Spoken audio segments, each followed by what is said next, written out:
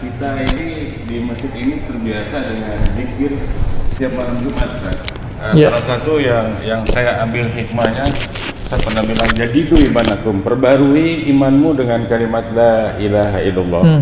Apalagi saya bersyukur di saat pandemi ini kita tidak bertakziah ke rumah orang yang berduka, tapi kita sediakan tempat di sini untuk takziah seperti tahlilan itu malam 1, 2, 3, semalam juga ada yang malam 40. Kita senang berbuat membantu saudara-saudara kita yang memang pengen bertahlilan, tapi ada 2 jamaah nggak ada dasarnya, tapi kita biarkan. Saya bukan anggap berlalu seperti itu, hanya tujuannya menghibur, Ustaz, seperti itu. Mohon tanggapannya tentang tahlilan ini dalam malam 1, malam 2, malam 3, 7, dan juga zikiran yang kita lakukan setiap malam Jumat. Terima kasih. Yasinan. Baca Yasin. Ya. Kalau Yasinan mungkin asinan kali ya, nggak ada di zaman Nabi. Tapi kalau Yasin ada di zaman Nabi. Yasin itu Quran nggak, Pak? Quran. Ada perintah, utlu ma uhiya ilaik, bacalah yang diwahyukan kepada engkau. Yasin Quran nggak? Salah nggak kita baca Yasin? Oh, nanti dijawab, oh cara seperti ini tidak ada di zaman Nabi. Emang yakin dia nggak ada di zaman Nabi? Ya. Ayatnya kan jelas, ya. Yatluna ayatihi haqqa tilawati. Surah Al-Baqarah itu. Mereka, kalimatnya mereka membaca ayatnya sebenar-benar membacanya. Kalimatnya pakai mereka, jamaah. Lalu di hadis Imam Muslim dikatakan, ma min qaumin yajtami' fi majlisin, ya, atau fi maq'adin, tidaklah satu kaum duduk di satu majlis. Ngapain mereka? Yatluna ayatillah, membaca ayat-ayat Allah. Saya mau tanya, Yasin ayat Allah apa ayat setan? Kalau saya ngumpul baca Yasin, masuk hadis itu enggak? Saya ngumpul baca Tabarak, masuk enggak? Ngumpul baca Al-Kahf, masuk enggak? Mereka akan ngomong, kenapa Yasin mulu, enggak yang lain? Emang salah? Baca kitab Al-Azkar An-Nawawiyah. Imam Nawawi menulis satu bab, kebolehan melebihkan satu ayat di atas ayat-ayat yang lain. Kita hobi gitu, itu boleh. Tafdil, ya, tafdil surah ala suwarin, ayat ala ayatin, itu boleh dan disunnahkan. Di masa sahabat Rasulullah ada yang setiap rakaat dia baca kulhu. Coba di sini ada, Pak, bubar masjid ini. Wah, ustadznya nggak kreatif, kulhu mulu. Ya, ditanya, ente kok kulhu mulu? Jawabannya, Pak, di dalamnya ada nama Allah, sifat Allah, aku suka membacanya. Jadi dia melebihkan satu ayat, bahkan diulang-ulang. Nabi mengulang-ulang, ya, surah Al-Maidah, in tu'adzibuhum fa innahum ibaduk. Nabi ulang-ulang sampai pagi. Jadi Nabi sampai di ayat itu diulang, nggak berhenti. Maka boleh tikraril ayat, mengulang-ulang ayat untuk wiridan itu boleh. Ini dalil wiridan, boleh ngulang-ulang ayat, ngulang-ulang satu surat, boleh. Kembali kita ulangin. Lafaznya pertamanya apa? Yatluna ayatillah, membaca ayat Allah. Hadis riwayat Imam Muslim. Wa yatadzakaruna bainahum, di satu riwayat mereka saling muzakarah. Tapi di versi riwayat kedua, masih riwayat Imam Muslim dan imam-imam yang lain, bukan yatluna ayatillah, yadhkurunallah, mereka mengingat Allah. Bapak kalau Yasinan baca ini enggak? Subhanallah bihamdihi subhanallahil azim, itu zikir bukan? Zikir atau mengumpat? Zikir atau mengumpat tuh? Bid'ah atau sunnah itu? Sunnah. Sederhana tuh.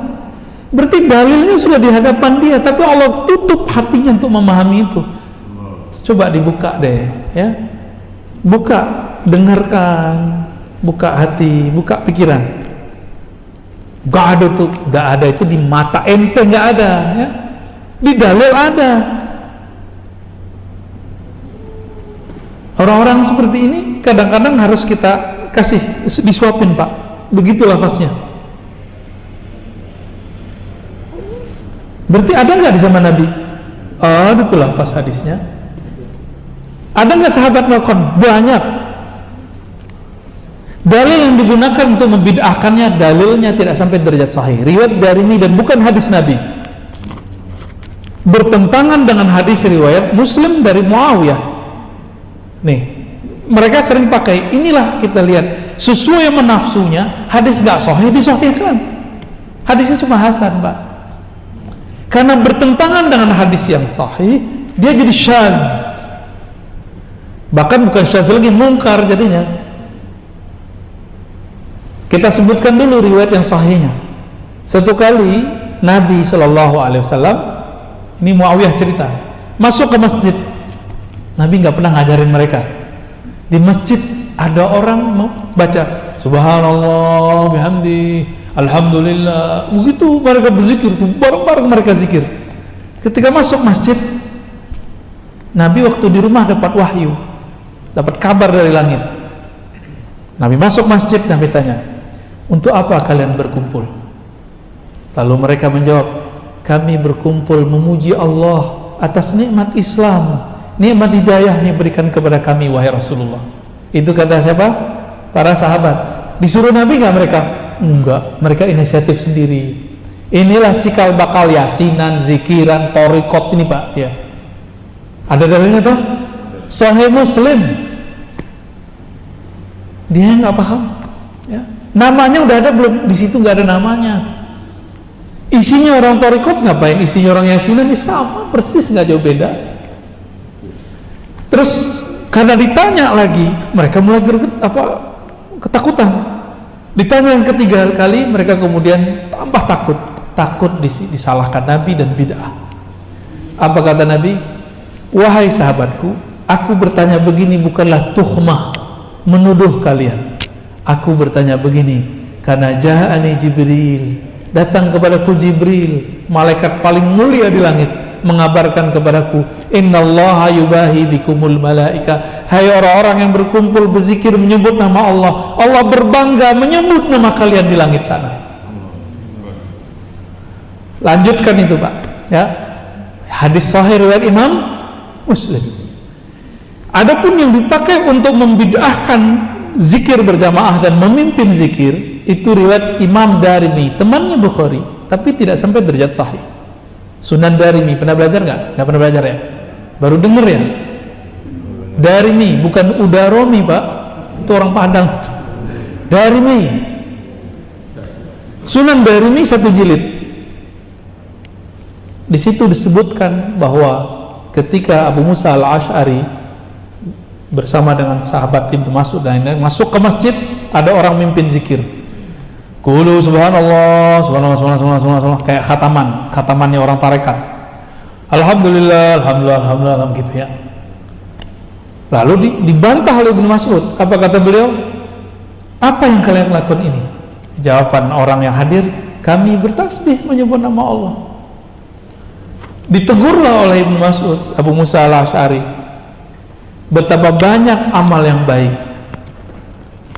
la yusibah. Betapa banyak orang pengen kebaikan, tapi la yanalah, la yusibah, dia tidak mendapatkannya. Lalu orang-orang ini di masa depan menjadi khawarij. Itu diriwayat hadisnya. Gak mungkin dong, bapak ini jadi khawarij, Pak, jadi teroris. Orang-orang kayak gini gak jadi teroris. Gak mungkin ya. Hadis ini kita cek riwayatnya, saya cek, oh sampai derajat hasan, tidak sampai derajat sahih. Ya, beberapa ulama mendhaifkan, saya tidak sampai, saya sampai hasan. Hadis ini bertentangan nggak dengan hadis pertama? Bertentangan ya. Yang pertama menganjurkan, membiarkan, ya nggak? Yang kedua membatalkan, melarang. Yang pertama Nabi, yang kedua sahabi. Lebih kuat mana sahabat dan Nabi? Tapi saya mau nanya, mungkinkah sahabat bertentangan sama Nabi? Gak mungkin, berarti ada permasalahan di riwayat ini, riwayat kedua. Jika ada hadis sahih bertentangan dengan hadis yang lebih sahih, disebut hadis ini syadz, aneh. Yang ini disebut mahfuz, terjaga. Ini gak sampai derajat sahih, cuma hasan, bagus. bertentangan dengan riwayat yang lebih hasan, dia sahih, maka ini bisa kalau disebut syaz atau disebut munkar. Jadi jangan lagi lah pakai riwayat begitu ya, lagu lama itu. Mau pakai riwayat tapi riwayatnya nggak sahih ya. Giliran ada di riwayat Darimi tentang Nur Muhammad, mereka nggak terima ya. Sayyidah Aminah itu ketika melahirkan Nabi Muhammad itu melihat cahaya, itu Nur Muhammad Pak muncul. Mereka nggak percaya Nur Muhammad, dianggap saya dongeng ya kan? Jadi lanjutkan ya, kita hujah Bapak nanti dunia akhirat insyaallah berdasarkan dalil-dalil yang tadi ya.